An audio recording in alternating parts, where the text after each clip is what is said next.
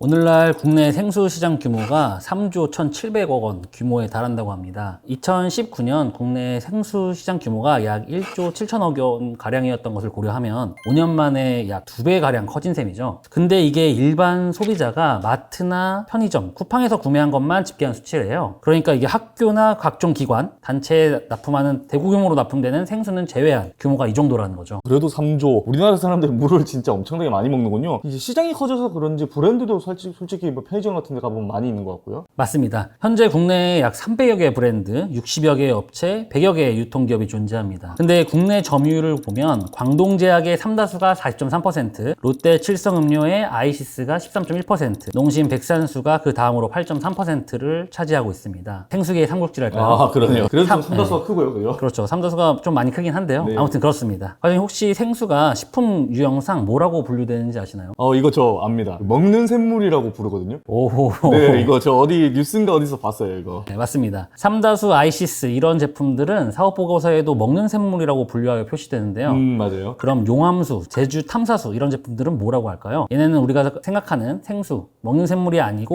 혼합음료라고 부릅니다. 아, 혼합음료요? 이게 뭐 제주 탐사주라고 해서 같은 생수인 줄 알았는데 분류가 좀 다르네요, 이게. 그러면 먹는 샘물하고 방금 말씀하신 혼합음료는 뭐 무슨 차이가 있을까요? 관리하는 기관과 검사하는 항목의 수가 다릅니다.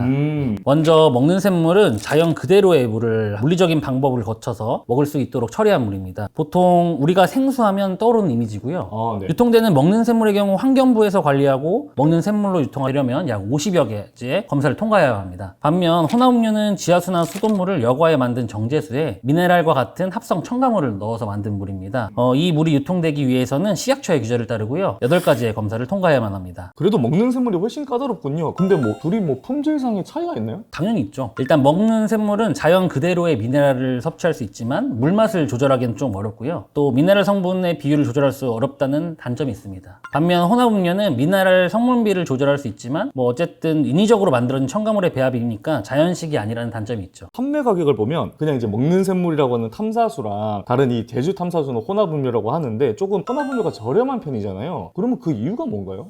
그거는 혼합음료로 분류되는 생수에 따라서 저렴할 수도 있고 오히려 비쌀 수도 있습니다. 혼합음료 포지션에 따라서 먹는 샘물보다 원가 자체가 높을 수도 있고 낮을 수도 있기 때문인데요. 네. 기본적으로 먹는 샘물은 지하수만 허용합니다. 그리고 환경부가 먹는물 관리법을 적용하여 엄격하게 수질 검사를 하기 때문에 이에 적합한 지하수원을 확보하는 것도 힘들고 또 지하수원을 확보했다 하더라도 정수하고 살균, 용수 설비에 대한 별도의 허가가 필요한데 이를 위한 설비 투자도 해야 됩니다. 또한 정기적으로 수질 검사 의무도 있어요. 그래서 먹는 샘물은 기본적으로 브랜드의 그 수원지 관리 비용이 고정적으로 들어갑니다. 비용이 좀 많이 들어가긴 하겠는데요? 반면 혼합음료는 수원지에 제약이 적고 뭐 지하수가 아니어도 되니까요. 단순히 정제수를 활용하면서 혼합음료 품질 기준에만 맞게 혼합만 하면 되거든요. 그래서 원가가 상대적으로 낮을 수 있겠죠. 예전에 이제 피부 브랜드 생수들은 대부분 다 혼합음료로 분류된 그 제품들이 많았습니다. 2021년 국정감사에서 혼합음료 생수에 대한 위생 관리를 지적하면서 소비자가 이제 혼합음료 생수는 질이 안 좋다라는 부정적인 이미지가 좀 각인되었어요. 또 실제로 혼합음료 생수 제품이 먹는 물 수질 기준에 부족한 것으로 판명나는 기사들이 많이 나면서 PB 브랜드 생수들도 이제 모두 먹는 샘물로 바꿨습니다. 따라서 과거에 혼합음료 생수는 먹는 샘물에 비해서 좀 저렴했었는데 요새 남아있는 혼합음료 생수는 먹는 샘물에 비해 고가인 경우가 더 많습니다. 이런 홍역을 치르고 나서 이제 좀 퀄리티를 높였을 테니까요, 그죠? 기본적으로 먹는 생물과 동일하게 생산한 이후에 미네랄을 더 첨가하여 혼합음료를 판매하는 프리미엄 시장을 겨냥한 것으로 전략을 바꾼 셈이죠. 아무튼 오늘은 이 먹는 샘물의 1, 2위를 차지하고 있는 삼다수와 아이시스를 파헤쳐보는 시간을 갖겠습니다.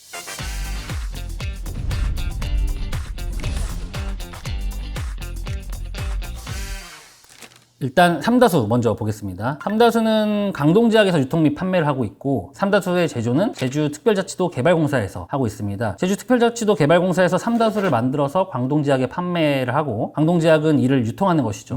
이 삼다수가 강동제약 총 매출액의 무려 32.8%를 점유하고 있습니다. 광동제약의 F&B 영업부에서는 비타 500, 옥수수 수염차, 헛개차 삼다수를 판매하고 있는데 이 비타 500, 옥수수 수염차, 헛개차 판매액을 다 합쳐도 삼다수 판매액의 약 54%밖에 미치지 미치지 못합니다. 오, 이게 광동제약에 유통하는 사실도 좀 처음 알았는데 삼다수가 광동제약 매출액의 가장 큰 비중을 차지하고 있네요. 삼다수의 22년부터 24년까지의 매출액을 보면 22년에 2,939억, 23년에 3,084억, 24년에 3,197억을 기록하면서 매년 지속적으로 성장하고 있습니다. 매출액이 23년에는 전기 대비 4.95%, 24년에는 전기 대비 3.13%가 성장했네요. 이따 살펴볼 아이시스와는 좀 다르게 꾸준히 매출액이 성장하고 있습니다. 이러한 현상이 나타나는 이유는 생수 시장 업계 1위 브랜드 이미지 때문인 것으로 추정이 되는데요. 네. 삼다수는 2024년 기준 시장 점유율이 약 40%, 아이시스는 약 13%를 기록하고 있습니다. 브랜드 인지도 측면으로 봤을 때 삼다수는 27년 연속 1위를 기록하고 있고요. 아이시스는 중간 정도의 가격 포지셔닝을 담당하고 있습니다. 그런데 삼다수와 아이시스 이미지가 어떻게 생각하세요? 삼다수 하면 사실은 G.O.D의 쭈니 형 생각이 자꾸 나는데 요새는 박보영 씨가 CF에서 이제 제주도 방언하고 막 이런 것도 인상 깊게 봤었고요. 아무래도 삼다수가 프리미엄 물 좀 그래도 좀 낫다? 이런 이미지가 좀 강하지 않나요? 맞아요. 삼다수의 경우에는 청정, 제주 수원지 그런 프리미엄 이미지가 있고 아이시스는 가격 대비 품질이 괜찮다 정도의 이제 포지션이라 중저가 생수 시장에서 경쟁이 좀 치열한 포지션입니다. 이렇기에 23년 삼다수의 제조원인 제주특별자치도 개발공사에서 출고가 인상을 단행했지만 가격 인상 이후에도 수요가 견고했습니다. 삼다수로 얼만큼 재미를 보고 있을지 구체적인 숫자를 통해 한번 분석해 볼게요. 제가 자료를 조사한 25년 6월 30일 시점까지는 제주특별자치도 개발공사의 24년에 대한 재무제표에 감사보고서가 올라오지 않아가지고 23년의 재무제표를 보도록 하겠습니다. 제주특별자치도 개발공사의 재무제표를 보면 제품 매출, 분양 매출, 부산물 매출, 임대료 수익, 대행사업 수익이 있는데 이 중에 삼다수를 제주에서 판매하는 매출액은 제품 매출입니다. 22년에 제품 매출로 3,437억 원, 23년에는 3,500억 원의 매출액을 기록했죠. 제품 매출 원가를 보면 22년에 1,594억, 23년에 1,549억 원입니다. 제품 매출 중에서는 이제 감귤 주스 등의 매출도 포함되어 있는데 이 비율이 굉장히 미미하고요. 상세 요약 분석 내역을 보면 23년에 3,442억 원, 22년에 3,360억 원이 삼다수 매출로 판매한 매출이거든요. 물 팔아서 1년에 3,400억? 매출이면 대체 얼마나 많이 팔리는 거죠? 엄청 팔리고 있죠. 네. 23년에 공시된 보고서상 삼다수 사업 부분의 내역을 보면 삼다수의 판매량은 22년 대비 약 3.5% 감소한 95만 6,330톤 수준이었으나 평균 매출 단가 상승으로 인해서 매출액은 전기 대비 92억 원이 증가해서 3,442억 원을 기록한 것으로 나옵니다. 톤당 평균 단가가 22년에는 33만 9,100원에서 23년에 35만 9,910원으로 약 2만 810원이 증가했는데 약 6.13%의 평균 매출 단가를 인상한 것입니다. 삼다수의 매출 원가를 보면요. 생산 설비, 수선, 전력비 등의 증가로 제조 경비가 27억 원이 증가했고요. 연봉 인사 및 신규 채용에 따라서 노무비가 19억 증가한 것으로 나와요. 그러나 이제 폐칩 등의 주요 원부자재 단가 하락으로 매출 원가는 오히려 전기 대비 23억 원이 감소했습니다. 이것으로 인하여 제품 매출 총이익률이 53.63%에서 55.73%로 2.1%가 개선되었습니다. 그러면은 이러한 정보를 토대로 원가가 얼마인지도 혹시 추론이 가능한가요? 그럼요. 물 1톤은 이제 1000리터니까 네. 1톤은 우리가 사 먹는 2리터 물병 500개에 해당하는 분량이잖아요. 그렇죠. 이를 이제 공시된 평균 판매 단가로 나눠 보면 우리가 사 먹는 2리터 기준의 물을 유통사인 광동제약에 얼마에 판매하는지 추정할 수 있습니다. 22년에는 2리터당 678.2원이 납품 단가이고요. 23년도에는 719.82원이 납품 단가로 추정되네요. 광동제약의 공시 보고서에는 삼다수의 총 매입액에 대한 정보가 나와 있지 않아서 삼다수로부터 얼마의 마진을 얻고 있는지 정확히 알 수는 없습니다만 광동제약의 매출에서 삼다수의 판매액이 약 33%를 차지하는 것으로 미루어 볼 때 광동제약의 전체 영업이익률과 대동소이할 것으로 판단됩니다. 따라서 영업이익률은 약 3%에서 4% 사이일 것을 추정할 수 있습니다. 그런데 좀 조사하다 보니까 좀 재밌는 설문조사가 있더라고요. 제주특별자치도 개발공사와 광동제약의 설문조사에 따르면 생수에서 가장 중요한 요소로 응답자의 약 40%가 물맛을 꼽았고요. 가격과 품질이 34%, 32%로 그 뒤를 이었어요. 물맛이 40%요? 물맛은 잘 모르겠던데 품질이 중요하지 않나? 물맛은 잘 모르겠던데요? 근데 소비자들은 물맛이 생수를 선택하는 첫 번째 요소라고 답했다니까 저는 막립인 것 같아요. 저도 그렇습니다.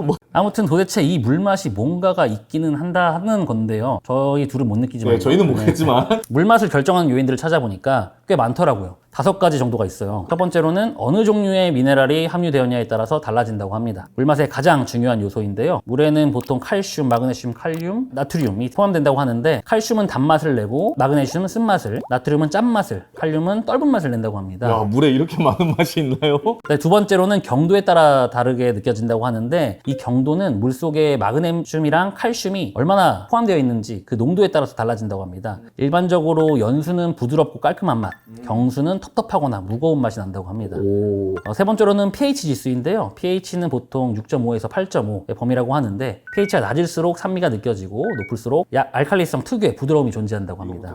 네 번째로는 저장, 유통 환경도 물맛에 영향을 미치는데요. 저장 상태가 나쁘면 플라스틱 냄새가 나고 좀 텁텁하고 비린맛이 발생 가능하다고 하네요. 이거는 그럴 것 같아요. 네. 마지막으로 이제 수원지의 특성도 한몫을 하는데요. 수원지가 화산암층이냐 아니면 석회암이냐 안반수냐 등에 따라서 물맛이 다르다고 합니다. 그러면 이렇게 설명하신 대로 실제로 판매되는 먹는 샘물의 맛이 다르다라는 건데 다른가? 이러한 요소로 우리나라 1, 2, 3위인 생수의 맛을 표현해보면 1위인 삼다수는 제주 화산암층으로 특징은 저나트륨 연수라고 합니다. 그래서 맛이 좀 부드럽고 깔끔하다고 하네요. 2위인 아이시스는 지하수 기반 연수로 담백하고 연한 느낌이라고 하고요. 3위인 백산수는 백두산 안반수로 중간 정도의 경도를 갖고 있고 미네랄 밸런스가 좋다고 합니다. 그래서 느낌이 약간 묵직하면서 부드럽다고 하네요. 그러면 혹시 에비앙은 어떤 맛인가요? 에비앙은 알프스 석회암층으로 고칼슘 경수라고 합니다. 고칼슘? 네, 그래서 맛은 비교적 짠맛이 나고 미네랄의 풍미가 강하다고 하네요. 그런데 여기서 잠깐, 결국 저희가 먹는 샘물은 수원지가 같으면 물맛이 같을 수밖에 없잖아요. 그렇죠. 우리나라에서 생수를 만들기 위해 퍼올릴 수 있는 수원지의 개수는 약 60여 개 정도로 파악됩니다. 하지만 물 브랜드는 300여 종에 가까워요. 즉 하나의 수원지에서 여러 가지 물 브랜드를 생산하고 있다는 거죠. 오, 그래요. 그런 말 저도 들어본 것 같은데 그런데 가격은 다 다르잖아요. 맞아요. 그래서 같은 수원지임에도 불구하고 유통사에 따라서 다른 생수 가격 사례가 많습니다. 대표적인 예를 하나 찾아봤는데요. 브랜드는 이제 맑은 샘수랑 몽베스트라는 브랜드인데요. 수원지는 똑같아요. 경기도 포천시 이동면, 장암리. 제조사도 똑같습니다. 한국 청정음료 주식회사. 보통 수원지랑 제조사랑 거의 1대1 매핑이 된다고 생각하시면 돼요. 그리고 판매원은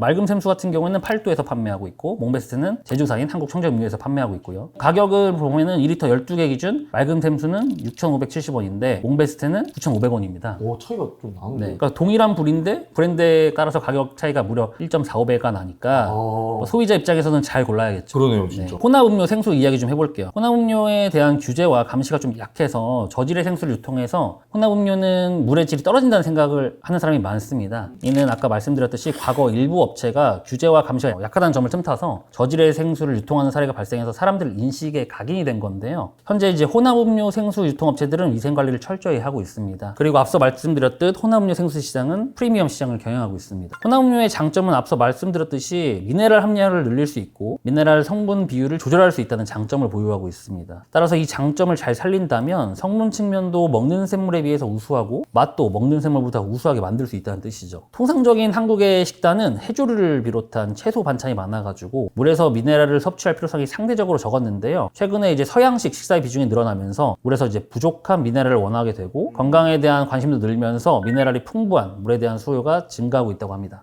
그런 말씀하시는 거 보면 이제 요새는 혼합음료라고 해서 꼭 질이 떨어지는 건 아니다. 프리미엄을 붙여서 파는 건 자유지만 혼합음료라고 문제가 있거나 퀄리티가 떨어지지 않는다. 뭐 이렇게 생각하면 되겠죠. 삼다수를 다뤄봤으니 이제 아이시스를 다뤄보면서 두 회사를 한번 재보도록 하겠습니다. 우리나라 생수시장 점유율 2위인 아이시스 브랜드의 먹는 샘물은 롯데 칠성 음료에서 제조하고 판매하고 있습니다. 롯데 칠성 음료의 사업보고서를 보면 아이시스 8.0은 평균 pH 8.0의 천연 약 아칼리스 먹는 샘물 브랜드로 브랜드 차별화 및 ESG 경영을 위해서 국내 최초 무라벨 생수 아이시스 8.0 에코를 2020년 1월에 출시하였고 이후 아이시스 8.0 에코, 아이시스 에코 등으로 무라벨 제품군을 확정하고 있다고 언급하고 있습니다. 생수는 브랜드 이미지가 매우 중요하니까 마케팅에는 많은 돈을 쏟아붓고 있겠네요. 맞아요. 그런데 실제로 여러 제품군을 출시하기 위해서 많은 고민을 하는 회사이기도 해요. 작년 10월에는 초경량 아이시스까지 출시되었거든요. 초경량? 네, 기존보다 페트병 무게를 20% 정도 줄인 거죠. 플라스틱 사용을 획기적으로 줄이면서 친환경 브랜드 구축을 하려는 시도인 것 같습니다. 그러네요. 실제로 롯데 칠성 음료는 23년에 전년 대비 총 플라스틱 출고량을 줄이는 데 성공을 했고요. 20년도에는 국내 최초로 무라벨 생수를 선보이는 듯 꾸준히 친환경 기업 이미지 구축을 위해서 노력하고 있는 회사이기도 합니다. 그러면 이제 롯데 칠성 음료는 아이시스를 통해 얼마나 돈을 벌고 있는지 이게 수치가 나오나요? 롯데 칠성 음료의 별도 기준 24년도 매출액은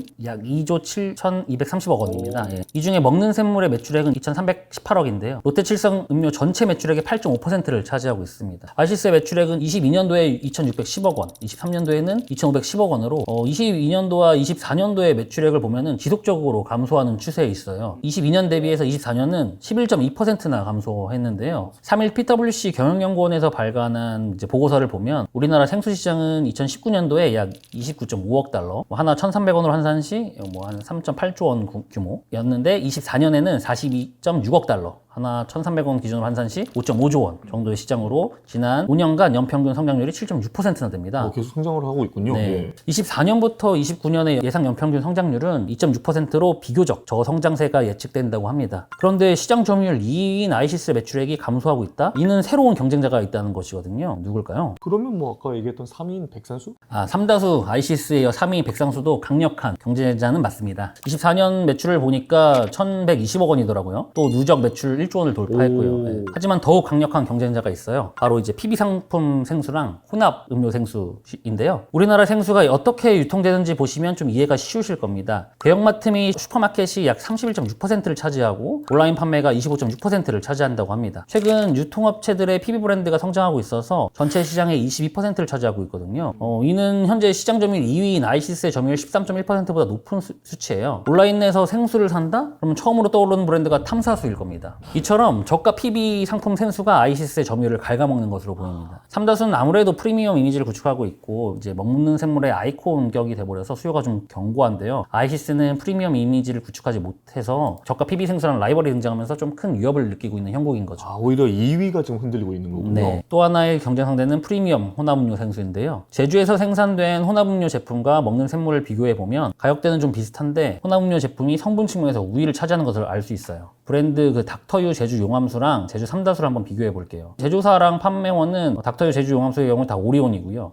제주 삼다수 같은 경우는 제조사는 아까 말씀드렸듯이 제주특별자치도개발공사고 판매원은 광동제약이죠. 근데 무기질 함량을 좀 보시면 칼슘, 나트륨, 칼륨, 마그네슘이 모두가 다 그 혼합음료 생수인 닥터유 제주 용암수가 월등히 우월합니다. 혼합음료의 무기질 함량을 보면 딱 숫자가 떨어지죠. 왜냐하면 이제 배합을 할 수 있으니까 함량을 정확하게 맞출 수 있는 거예요. 그렇군요. 이에 비해 먹는 샘물인 제주 삼다수는 범위값으로 나와 있잖아요. 이건 지하수에다가 첨가를 따로 할 수 없기 때문에 자연 그대로 상태니까 함량을 범위로 표시할 수밖에 없는 겁니다. 그러니까 사이에서 사이로 범위로 표시할 수밖에 없는 거고요. 혼합음료 생수 역시 이제 시장 점유율 확대를 위해서 계속 브랜딩을 하고 판매 전략을 리뉴얼할 텐데 이에 따른 삼다수와 아이시스의 전략이 향후 점유율에 중요한 영향을 미칠 것 같습니다.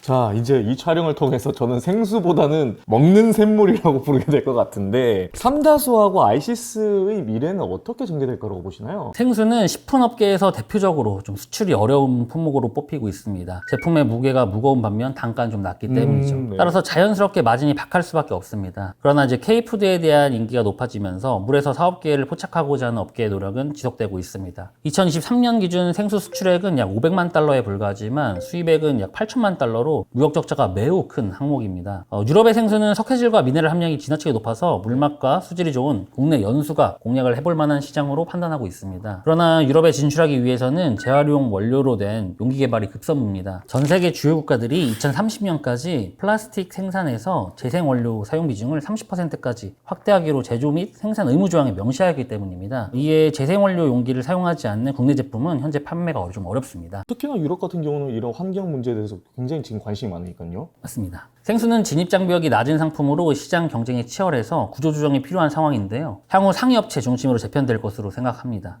웰빙 트렌드로 인해서 가격이 높더라도 칼슘과 마그네슘 성분 함량이 높은 경수 및 선호하는 수원지를 따지는 소비자들도 생기고 있습니다. 그래요? 네, 경수를 통칭하여 미네랄 워터로 불리는데 이러한 미네랄 워터를 소비하는 MZ세대들이 등장하기도 했고요. 이렇게 소비자의 선호 변화 속에서 삼다수와 아이시스가 어떤 포지션을 구축할지 기대가 됩니다.